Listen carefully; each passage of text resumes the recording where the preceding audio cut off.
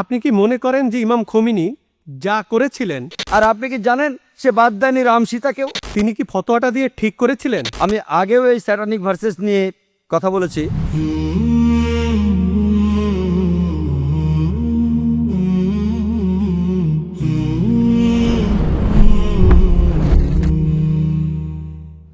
Hello, আসসালামু আলাইকুম। আমার নাম ইয়াসির ফাহামি। আমি এসেছি ইরান থেকে। আমি যেটা জানতে চাই, আপনি নিশ্চয়ই সালমান রুশদি স্যাটানিক ভার্সেস পড়েছেন। একজন মুসলমান হিসাবে কেউ বইটা পছন্দ করবে না। আপনি কি মনে করেন যে ইমাম খোমেনি যা করেছিলেন, তিনি কি ফতোয়াটা দিয়ে ঠিক করেছিলেন? এটাই আমার মূল প্রশ্ন। ইমাম খোমেনি যা করেছিলেন ফতোয়া জারি সালমান রুশদির বিরুদ্ধে, সেটা কি ঠিক ছিল? আপনি প্রশ্ন করেছেন সালমান রুশদি সম্পর্কে ইমাম খোমেনি যে ফতোয়া জারি করেছিলেন সেটা ঠিক ছিল কিনা। আমার প্রশ্ন হচ্ছে, কেন ইমাম খোমেনি ফতোয়া জারি করলেন 1 বছর পরে? যে দেশ সবার আগে সালমান রুশদির স্যাটানিক ভার্সেস নিষিদ্ধ করেছিল সেটা ইন্ডিয়া। আর আমি এই কাজটার জন্য রাজীব গান্ধীকে অভিনন্দন জানাই। কেন ইমাম খোমেনি সালমান রুশদিকে হত্যা করার ফতোয়া দিলেন 1 বছর পরে? কারণ তাকে নিয়ে কোনো খবর হচ্ছিল না। সবই রাজনীতির খেলা। আপনি যদি ফতোয়া দিতে চান আপনি সেটা দেবেন। বইটি পৃথিবীর বিভিন্ন দেশে সমালোচিত হয়েছে, অনেক দেশ নিষিদ্ধ করেছে, আর তিনি ফতোয়া দিলেন তাকে হত্যা করতে হবে। ঠিক না ঠিক সেটা পরের কথা। এটাই হচ্ছে রাজনীতির খেলা, রাজনৈতিক সুবিধা। এইসবই রাজনীতির খেলা। কিন্তু রাজীব গান্ধী যা করেছিলেন হয়তো তিনি এটা জানতেন না। আমি আগেও এই স্যাটানিক ভার্সেস নিয়ে কথা বলেছি। যদিও বইটা ইন্ডিয়াতে নিষিদ্ধ, আমি বইটা পড়েছি। হয়তো জানেন সালমান রুশদি বলে যে সে মুসলমান ছিল, সে কাউকেই বাদ দেয়নি। তার বইতে সে রানী এলিজাবেথকে ছোট করেছে। আর সেই একই ব্রিটিশ সরকার এক আমেরিকান লেখকের বই নিষিদ্ধ করেছে অশ্লীল শব্দ ব্যবহারের জন্য, father, uncle, cousin, king, Margaret থ্যাচারকে উদ্দেশ্য করে। আর এই সালমান রুশদি শব্দটাকে আরও ভয়াবহ করলো আইএনজি যোগ করে। তারপরেও বইটা খুব জনপ্রিয়। তাহলে একজন আমেরিকান লেখক, তার বইটা নিষিদ্ধ হলো 4টা অক্ষর থ্যাচারকে বলার জন্য।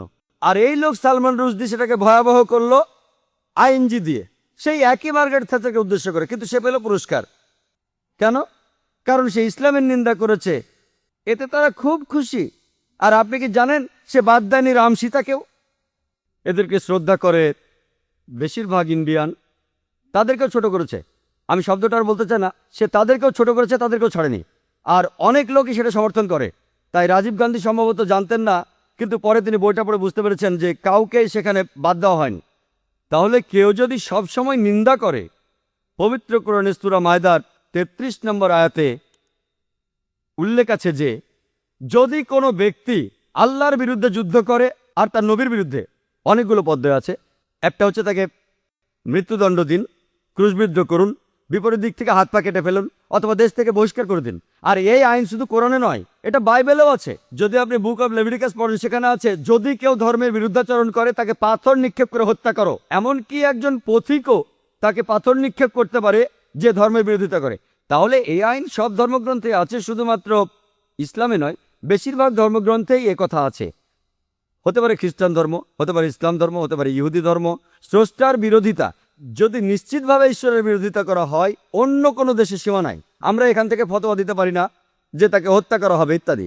যদি সেই দেশে ইসলামের আইন থাকে, কেউ স্রষ্টার বিরোধিতা করলে তার জন্য নির্দিষ্ট আইন এবং কিছু নিয়মকানুন আছে। কিন্তু রাজনীতিবিদরা যা করেন, মুসলমান রাজনীতিবিদ হোক অথবা অমুসলমান রাজনীতিবিদ হোক, আমি দুঃখিত, আমি কোনো রাজনীতিবিদকে ছোট করতে চাচ্ছি না, সবাই না হলো আমি বলবো বেশিরভাগ, আপনি দেখবেন তারা নিজেদের সুবিধার জন্য আপোষ করছে।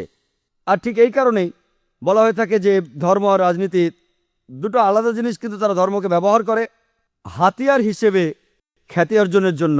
মানুষ এই কাজটাই করে।